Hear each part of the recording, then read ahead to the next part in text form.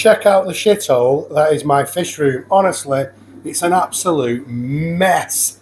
I have just been away down to London and I've just got back. We've had 4 days in London, top time.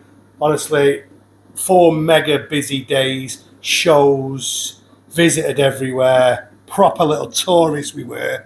But yeah, we're back and I'm doing a bit of work in the fish room, as you can see. It's just, honestly, it's a mess. But firstly, what I wanted to show you was this. You can already see triggers in this tank. So I've moved him from the tank in the front room because he's just getting massive. He's definitely a foot. I measured him against the glass and he's definitely a foot, if not a bit bigger. And the tank in the front room is 18 inches. Now, I put him in that tank about a year ago and he has probably put 2 inches on since then.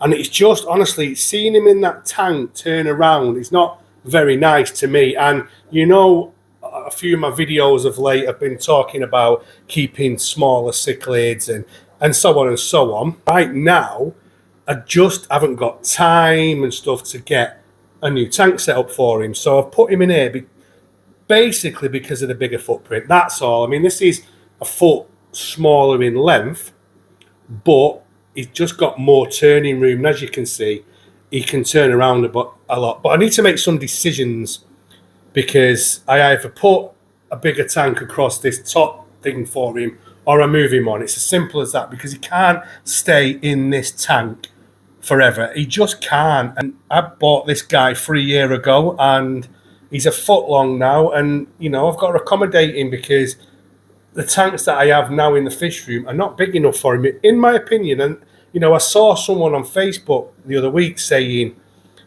you know, you get a 125 and you've got a wet pet for life. But I think probably more 150 to 180. And when he was in that 5 foot, it was getting to a point where I was cringing, guys. Honestly, I was cringing because I just didn't like it. Anyway, I'm doing a water change.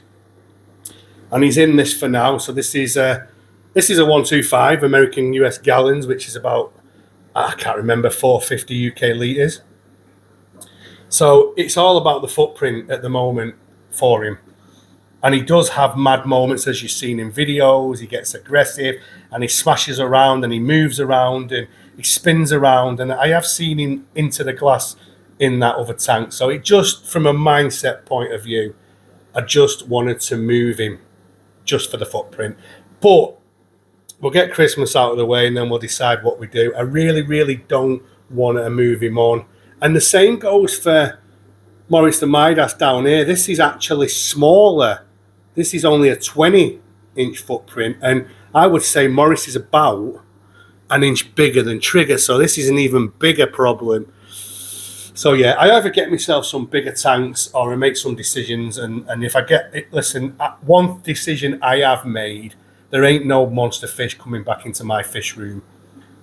Obviously, if I had a 6x2x2, I'd think differently. But the way the fish room's set up at the moment, there ain't no monster fish coming into this fish room anymore. Because, you know, it's just not a fish room that's equipped for bigger fish. You know, it can be. I can make it that way. But at the moment, that's my decision. There'll be no bigger fish.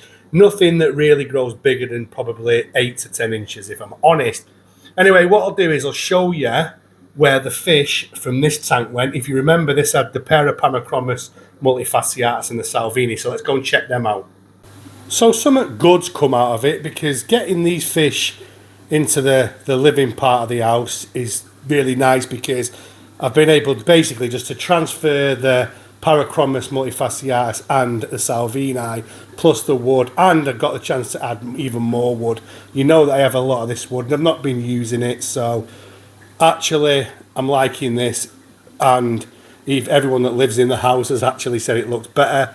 There's the male Parachromis multifasciatus, there is the female Parachromis multifasciatus, and then we've got some Salvini. So the 2 males that I got from Wharf, one of them's there being a bit aggressive, are coming on an absolute treat. I am going back to Wharf Aquatics at the weekend to pick a couple more of these, but the females up, because Obviously, we've got these two beautiful males. We have this Salvini female that's from a different place, and I just don't think the quality is as good as them. So we're going to go over to Wharf and pick a couple of females up. But let me just pan back. Although, you know, for the last, 10 to 12 months, we've had Trigger in this room, and it's been great having him. That actually looks better when you sat watching the TV. She is stunning, and them male Salvinis are lovely, aren't they? So yeah, let's get back into the fish room. I'll just show you a few of the other things that are going on, a few of the other tanks, and this is the group of Amatitlania and Nanalutus. These they're the same as they were before. There is quite a few in this tank. I think there's about 10, I think, in this tank. So as you can see, I've just thrown some fish food in. So I put some Northin Bug Pro, and some of them are out. That's a nice female there. And then there's others in here as well. There's a couple of big females. As you know, I got a couple from the auction. That's one of them there. That's a male.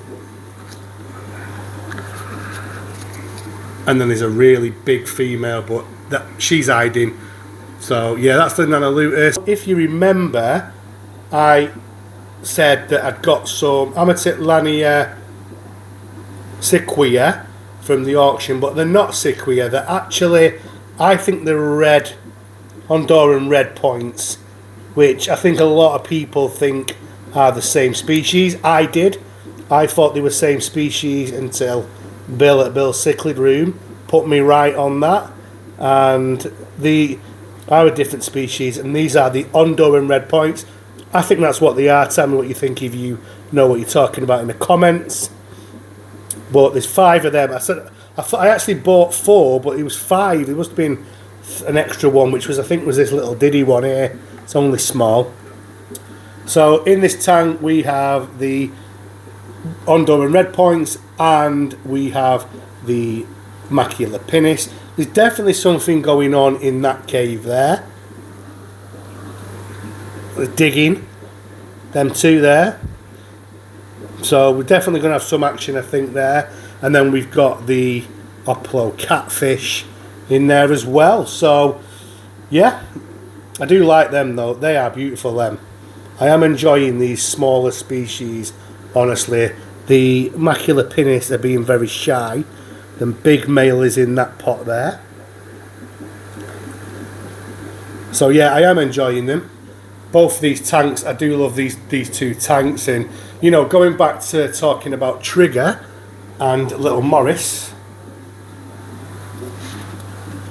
I think that, you know, if you think if I didn't have the fish of this size, how many I could keep of a smaller size cichlids. You know, I could have a couple of groups in here, a couple of groups in there, and you know, that's going to be the future of my channel. There's going to be no more big fish like that coming in, so there's no point. And then remember when I said I'd got 2 pairs of calico bristlenose plecos, and they were on eggs. We've got babies. I can't actually see any in this video, but there is quite a few babies in that tank right now, all probably under the wood.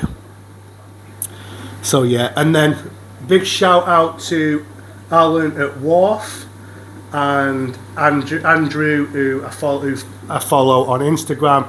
Both advised me to get this salt. Remember when I was telling you that the JD had white spot?